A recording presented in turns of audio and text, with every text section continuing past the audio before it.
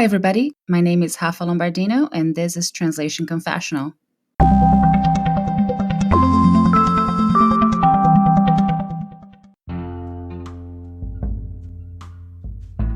Five interesting machine translation uses. Today, I'll be doing something a bit different and reading someone else's content, because there's no need to reinvent the wheel and talk about a subject when someone else has already written an information-packed article about it. The topic I wanted to bring up for discussion is machine translation.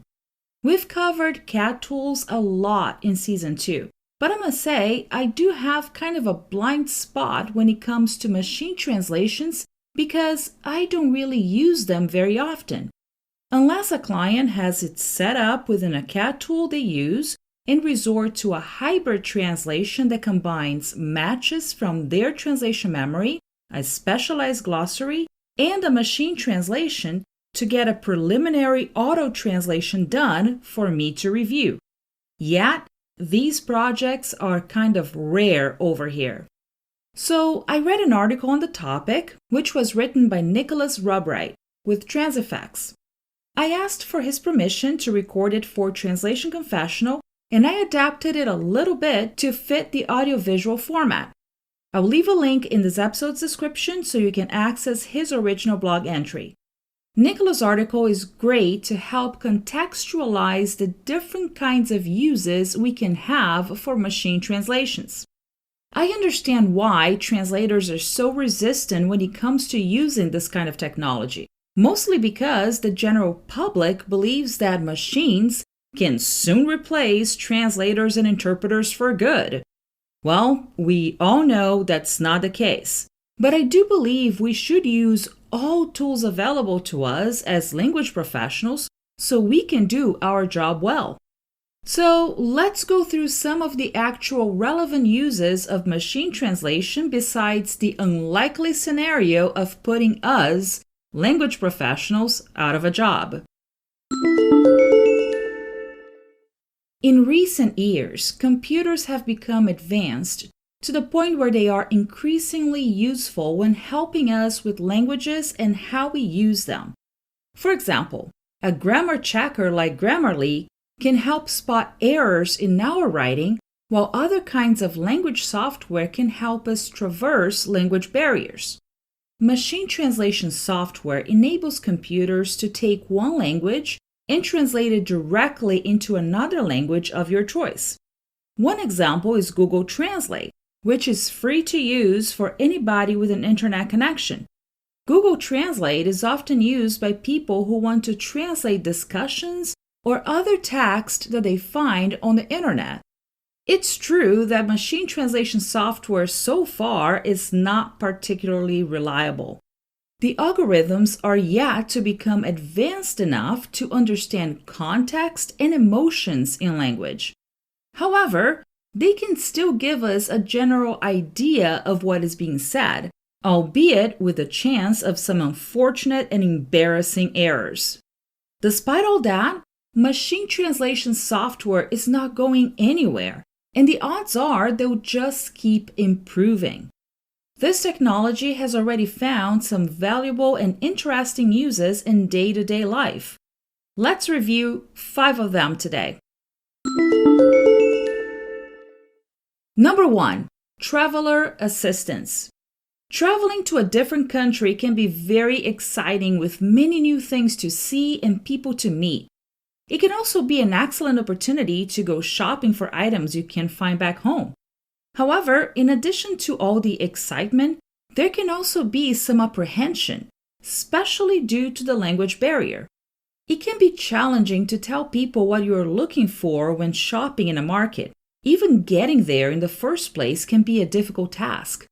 A combination of hand signals can help to a degree, but interaction will often end in disappointment and frustration. This is where machine translation software can come in. Nowadays, there are translation products available on the market that can translate a spoken foreign language as the user is fed a translation into an earpiece. A small speaker can also help the same person communicate with other people by translating their own words into the local language. Even just having a smartphone or a touchscreen device with internet connection will help a great deal when you're traveling. Using Google Translate or something similar, a tourist can type in what they want to say and be presented with a translation almost immediately. Of course, results are not intended for professional use, but it would be impractical for every tourist to hire their own interpreter when they want to travel to different places and experience different cultures. So machine translation helps people in this particular case. Number 2, translating sign language. Millions of people worldwide rely on sign language to communicate, and each language has its own sign language. There's the American Sign Language, ASL, Libras, the Brazilian Sign Language, and LIS, the Italian Sign Language, just to name a few. However, most people don't get an opportunity to learn sign language, which should not be an obstacle to being able to communicate with members of the deaf community. Thankfully, we are seeing more awareness around sign language interpreters being shown on screen during events and official announcements, even during music performances. Additionally, translation technology is developing to better translate syntax and context between sign language and other spoken languages. Such a development would help make millions of people able to communicate freely. New job opportunities could open up for them, not to mention the ability to interact with a wider range of people. Other languages like Braille present a different challenge because instead of having the text on a written display, a Braille translator will instead need the Braille script to be created physically so it can be read. Perhaps one option is to have a dynamic display that will be able to provide a translation in real time.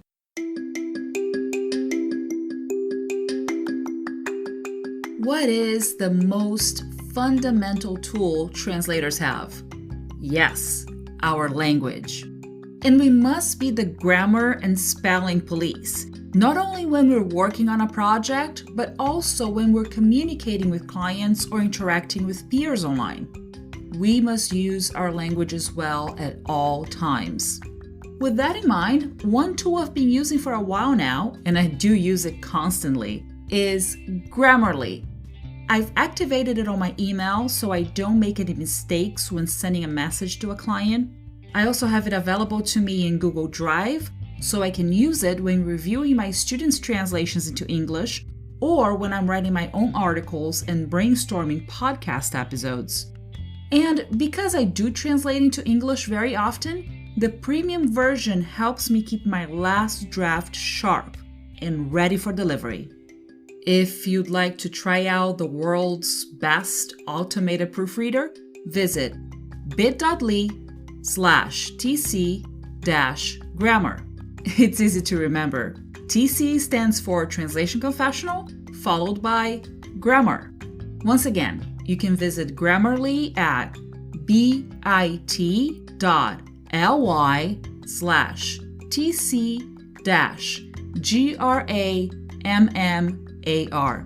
Keep your English sharp. Number 3, business emails. The internet has helped to make businesses more global than ever before, as companies are able to do business with companies on the other side of the world. Some businesses have language departments dedicated to working with business partners and customers who speak another language in their target markets. Corporate websites are also often made available with multiple languages to help attract a wider customer base, all thanks to translators who specialize in information technology and localization, and the process becomes a lot easier when a translation management system is used in website localization projects, as explained in the previous episode. When it comes to smaller businesses, however, it is unlikely that they will have the resources for such infrastructure, but they may still need to process the occasional email or other correspondence in a foreign language, which is where machine translation software can help. Just copying and pasting text from an email into Google Translate is going to give this particular kind of user a rough translation for an email, for example. And while it's not a solution for high-end business transactions and accurate localization campaigns, it should at least be enough for basic communication. After all, before a company department can reach out to a translator or interpreter to get the job done, they would need to know what it is that they just received in a foreign language. Number 4, multilingual robots. Did you know that C3PO from Star Wars could speak more than 6 million languages? He'd clearly be a good companion here on Earth with its 6,500 languages. While C3PO is, of course, a science fiction character, that doesn't mean that multilingual robots cannot be a scientific fact. As it happens, some are already being developed. Multilingual robots could be used in a wide variety of ways, such as in hotels or international trade shows.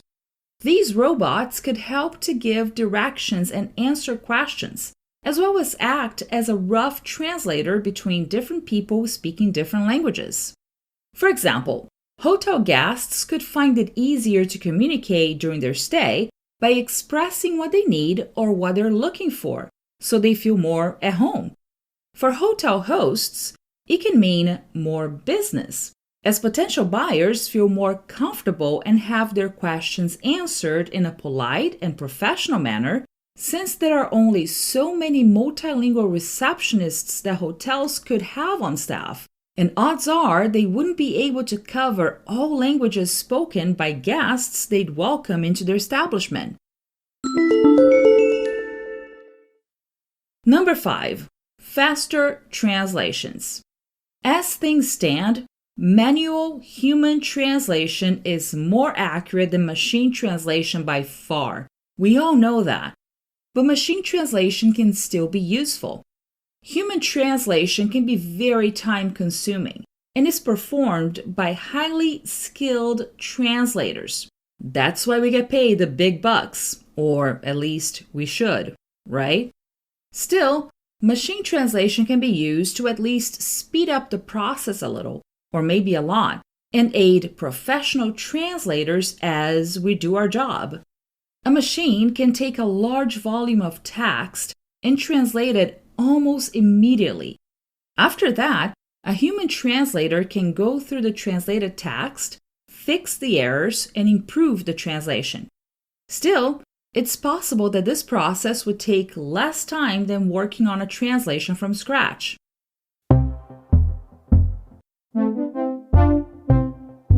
Now, quick side note here.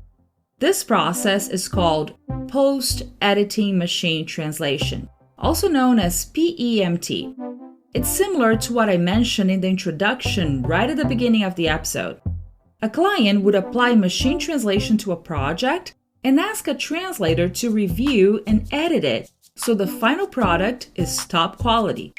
However, we, language professionals, must be very careful when accepting editing or proofreading projects when clients try to pass machine translation as translations performed by someone else, just so they can ask us to work on the content for a lower price than they would have to pay us for a professional translation from scratch in the first place. For an amusing story about exactly that, check out Season 1, Episode 29, With a Friend Like This. I'll leave a link in the episode's description.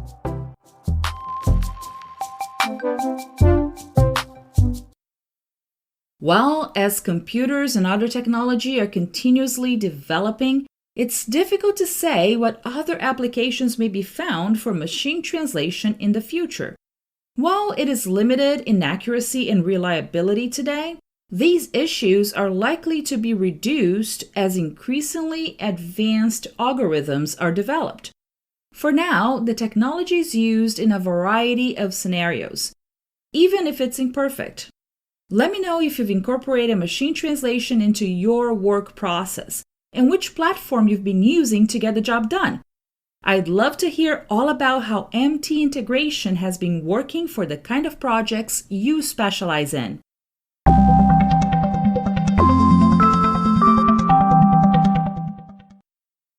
Send me an email at rlombardino@wordawareness.com or leave a voice message on my Anchor page. If I get enough feedback and voice messages, I can go back to the subject and post a special podcast episode with everyone's opinion on this very same theme. By the way, my Anchor page is anchor.fm/translation-confessional. I look forward to hearing from you. Stay tuned for weekly episodes and subscribe to Translation Confessional through your favorite podcast app.